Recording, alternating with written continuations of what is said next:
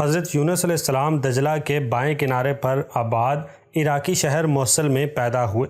آپ علیہ السلام حضرت ہود علیہ السلام کی اولاد میں سے تھے۔ موصل کے مقابل نینوا شہر تھا جو اس زمانے میں اپنے عروج پر تھا اور وہاں قوم سمود آباد تھی۔ نینوا کی آبادی 1 لاکھ سے زیادہ تھی جیسا کہ قرآن پاک میں ہے، اور یونس علیہ السلام کو لاکھ یا اس سے زیادہ لوگوں کی طرف پیغمبر بنا کر بھیجا گیا۔ حضرت یونس علیہ السلام کی عمر 28 سال تھی جب اللہ تعالیٰ نے انہیں اہل نینوا کی رشد و ہدایت پر مامور فرمایا۔ مفسرین کے مطابق حضرت یونس علیہ السلام کا عہد 781 تا 741 قبل مسیح ہے۔ آپ علیہ السلام کا قرآن کریم کی 6 سورہ مبارکہ میں ذکر آیا ہے: سورۃ النساء، سورۃ الانعام، سورہ یونس، سورۃ الصفات، سورۃ الانبیاء اور سورۃ القلم۔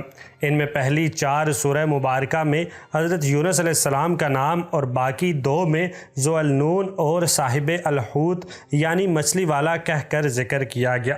نون بڑی مچھلی کو کہتے ہیں چونکہ آپ علیہ السلام کئی دن ایک مچھلی کے پیٹ میں رہے، اس لیے مچھلی والا کہا گیا۔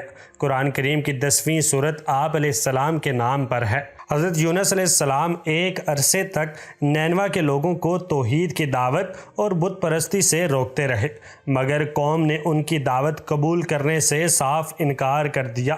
صرف یہی نہیں، غرورت تکبر میں مبتلا قوم دیگر نافرمان اقوام کی طرح آپ علیہ السلام کی دعوت کا مذاق بھی اڑاتی رہی۔ جب ان کی سرکشی اور نافرمانی انتہا کو پہنچ گئی تو اللہ تعالیٰ نے حضرت یونس علیہ السلام کو حکم دیا کہ لوگوں کو آگاہ کر دو کہ 3 دن کے اندر اندر ان پر عذاب آنے والا ہے۔ آپ علیہ السلام نے قوم میں اس کا اعلان کر دیا۔ یہ سن کر قوم یونس علیہ السلام نے آپس میں مشورہ کیا تو اس بات پر ان سب کا اتفاق ہوا کہ یونس علیہ السلام کو کبھی جھوٹ بولتے نہیں دیکھا گیا، لہٰذا ان کی بات نظر انداز نہیں کرنی چاہیے۔ مشورے میں یہ بھی طے ہوا کہ دیکھا جائے کہ اگر یونس علیہ السلام رات بستی کے اندر اپنے گھر میں مقیم رہتے ہیں تو سمجھ لو کہ کچھ نہیں ہوگا، اور اگر وہ یہاں سے کہیں اور چلے جاتے ہیں تو یقین کر لو کہ صبح عذاب ضرور آئے گا۔ قصہ مختصر، حضرت یونس علیہ السلام رات کو اس بستی سے نکل گئے۔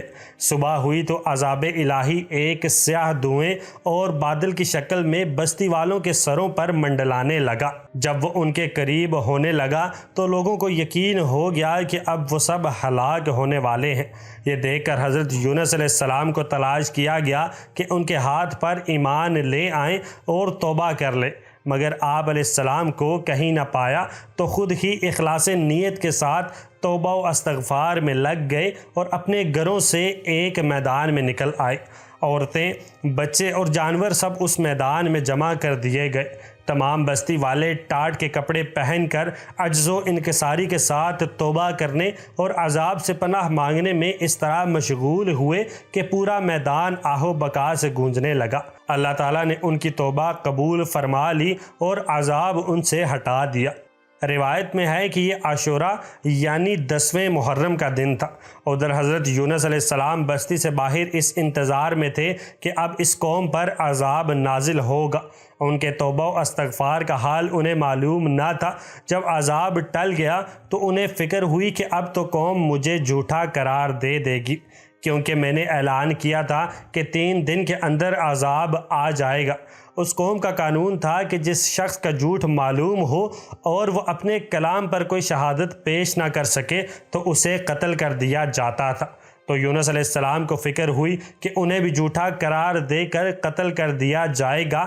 اس رنج و غم اور پریشانی کے عالم میں اس شہر سے نکل جانے کا ارادہ کر کے چل دیے، یہاں تک کہ بحیرہ روم کے کنارے پہنچ گئے۔ وہاں ایک کشتی دیکھی جس میں لوگ سوار تھے۔ آپ علیہ السلام کو ان لوگوں نے پہچان لیا اور کرائے کے بغیر سوار کر لیا۔ کشتی روانہ ہو کر جب وسط میں پہنچی تو دفعتاً ٹھہر گئی، آگے بڑھتی ہے اور نہ ہی پیچھے۔ کشتی والوں نے منادی کی کہ ہماری اس کشتی میں کوئی ظالم، گناہگار یا بھاگا ہوا غلام سوار ہو جاتا ہے تو یہ کشتی خود بخود ہی رک جاتی ہے۔ ایسے آدمی کو چاہیے کہ خود کو ظاہر کر دے تاکہ اس کی وجہ سے سب پر مصیبت نہ آئے۔ اس پر حضرت یونس علیہ السلام بول اٹھے کہ وہ بھاگا ہوا غلام گناہگار میں ہی ہوں۔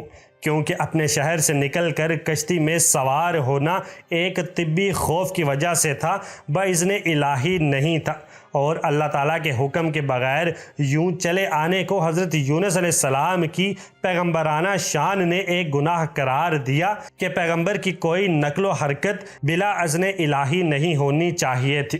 بہرحال آپ علیہ السلام نے فرمایا کہ مجھے دریا میں ڈال دو تو تم سب اس عذاب سے بچ جاؤ گے، مگر کشتی والے اس پر تیار نہ ہوئے، بلکہ انہوں نے قرآن اندازی کی تاکہ جس کا نام نکلے اسے دریا میں ڈالا جائے، لیکن قرآن اندازی میں بھی آپ علیہ السلام ہی کا نام نکل آیا۔ لوگوں کو اس پر تعجب ہوا تو کئی مرتبہ قرآن اندازی کی گئی اور ہر مرتبہ آپ علیہ السلام ہی کا نام آتا رہا۔ قرآن کریم کی سورہ الصافات کی آیت نمبر 141 میں اس قرآن اندازی اور حضرت یونس علیہ السلام کا نام نکلنے کا ذکر موجود ہے۔ ایک طرف قرآن اندازی میں نام نکلنے پر آپ علیہ السلام کو دریا میں ڈالے جانے کا سامان ہو رہا تھا، دوسری طرف ایک بہت بڑی مچھلی اللہ تعالیٰ کے حکم پر کشتی کے قریب منہ کھولے موجود تھی کہ آپ علیہ السلام کو اپنے پیٹ میں جگہ دے۔ حضرت یونس علیہ السلام جیسے ہی پانی میں گئے، مچھلی نے فوراً انہیں اپنے پیٹ میں لے لیا۔ حضرت عبداللہ بن مسعود رضی اللہ تعالیٰ عنہ نے فرمایا کہ حضرت یونس علیہ السلام اس مچھلی کے پیٹ میں 40 روز تک رہے۔ یہ انہیں زمین کی تہ تک لے جاتی اور دور دراز کی مسافتوں میں پھراتی رہی۔ بعض افراد نے 7، بعض نے 5 دن اور کئی ایک نے مچھلی کے پیٹ میں رہنے کی مدت چند گھنٹے لکھی ہے۔ حقیقت حال تو اللہ تعالیٰ ہی کو معلوم ہے۔ اس حالت میں حضرت یونس علیہ السلام نے دعا کی، لا الہ الا انت سبحانک انی کنت من الظالمین، تو اللہ تعالیٰ نے دعا قبول فرمائی اور مچھلی نے آپ علیہ السلام کو بالکل صحیح سالم حالت میں کنارے پر ڈال دیا۔ مچھلی کے پیٹ کی گرمی سے ان کے بدن پر کوئی بال نہ رہا تھا۔ اللہ تعالیٰ نے ان کے قریب ایک درخت اگا دیا جس کے پتوں کا سایہ آپ علیہ السلام کے لیے راحت کا سبب بن گیا۔ نیز ایک جنگلی بکری اللہ تعالیٰ کے حکم سے صبح و شام آپ علیہ السلام کے پاس آ کھڑی ہوتی تو آپ علیہ السلام اس کا دودھ پی لیتے۔ اس قصے کے جتنے اجزاء قرآن پاک میں مذکور ہیں یا احادیث مبارکہ سے ثابت ہیں وہ تو یقینی ہیں، باقی اجزاء محض تاریخی روایات پر مشتمل ہیں جن پر کسی شرعی مسئلے کا مدار نہیں رکھا جا سکتا۔ حضرت ابو ہریرہ رضی اللہ تعالیٰ عنہ سے منقول ہے کہ رسول اکرم صلی اللہ علیہ وآلہ وسلم نے فرمایا، جب اللہ تعالیٰ نے حضرت یونس علیہ السلام کو مچھلی کے پیٹ میں قید کرنے کا ارادہ فرمایا تو مچھلی کو حکم دیا، ان کو لے لو، لیکن ان کے گوشت پر تیرا تصرف نہیں، کیونکہ یہ تیری غذا نہیں ہے۔ جب مچھلی آپ علیہ السلام کو لے کر سمندر کی انتہائی نچلی سطح میں پہنچی تو آپ علیہ السلام نے کچھ آہٹیں سنی۔ اس پر اللہ تعالیٰ نے وحی فرمائی، یہ سمندری جانوروں کی تسبیح ہے۔ اس موقع پر حضرت یونس علیہ السلام نے بھی تسبیح کی۔ قرآن پاک میں اللہ تعالیٰ کا ارشاد ہے، پھر اگر وہ اللہ کی پاکی بیان نہ کرتے تو لوگوں کے اٹھائے جانے کے دن تک اس مچھلی کے پیٹ میں ہی رہتے۔ تفسیر ابن جریر میں حضرت سعد بن مالک رضی اللہ تعالیٰ عنہ سے مروی ہے کہ انہوں نے نبی اکرم صلی اللہ علیہ وآلہ وسلم کو فرماتے ہوئے سنا، اللہ کو اس نام سے پکارا جائے تو دعا قبول ہوتی ہے اور جو مانگا جائے اللہ تعالیٰ عطا فرماتے ہیں۔ یعنی حضرت یونس علیہ السلام کی دعا کے ساتھ راوی کہتے ہیں کہ میں نے استفسار کیا، یا رسول اللہ صلی اللہ علیہ وآلہ وسلم، یہ حضرت یونس علیہ السلام کے لیے خاص ہے یا تمام مسلمانوں کے لیے ہے؟ آپ صلی اللہ علیہ وآلہ وسلم نے فرمایا، یہ حضرت یونس علیہ السلام کے لیے خاص ہے اور مومنین کے لیے عام، جب بھی وہ اس کے ساتھ دعا کرے۔ کیا تم نے اللہ کے فرمان کو نہیں سنا؟ پھر یونس علیہ السلام نے اپنے رب کو تاریکیوں میں پکارا، لا الہ الا انت سبحانک انی کنت من الظالمین، تیرے سوا کوئی معبود نہیں، تو پاک ہے، بے شک میں ہی قصوروار ہوں۔ تو ہم نے اس کی دعا قبول کی اور اس کو غم سے نجات دی، اور ہم مومنین کو اسی طرح نجات دیتے ہیں۔ حضرت سعد رضی اللہ تعالیٰ عنہ سے مروی ہے کہ رسول اکرم صلی اللہ علیہ وآلہ وسلم نے فرمایا، جس نے حضرت یونس علیہ السلام کی دعا کے ساتھ دعا کی اس کی دعا ضرور قبول ہوگی۔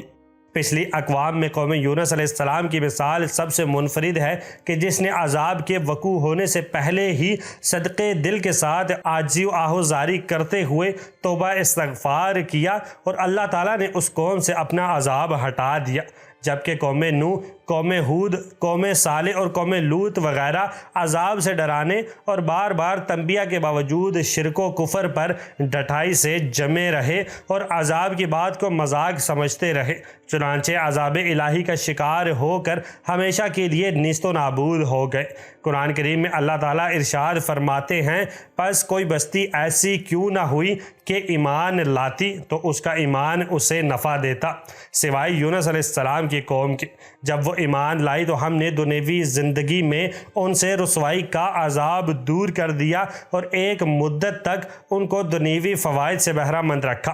اس تفسیر کا حاصل یہ ہے کہ دنیا کا عذاب سامنے آ جانے پر بھی توبہ کا دروازہ بند نہیں ہوتا، بلکہ توبہ قبول ہو سکتی ہے۔ البتہ آخرت کا عذاب سامنے آ جانے کے وقت توبہ قبول نہیں ہوتی، اور عذاب آخرت کا سامنے آنا قیامت کے دن ہوگا یا موت کے وقت۔ جامع ترمذی کی حدیث ہے کہ حضور نبی کریم صلی اللہ علیہ وآلہ وسلم نے فرمایا، اللہ تعالیٰ بندے کی توبہ قبول فرماتے رہتے ہیں جب تک وہ غرغرہ کی حالت میں نہ پہنچ جائے۔ غرغرہ کی حالت سے مراد موت کا وہ وقت ہے کہ جب نزاع کے وقت فرشتے سامنے آ جاتے ہیں۔ اس وقت دنیا کی زندگی ختم ہو کر آخرت کے احکام شروع ہو جاتے ہیں، اس لیے اس وقت کا کوئی عمل قابل قبول نہیں۔ اللہ تعالی ہم سب کو نیک اعمال کرنے کی توفیق عطا فرمائے۔ ملتے ہیں اگلی ویڈیو میں، تب تک اپنا بہت سارا خیال رکھیے۔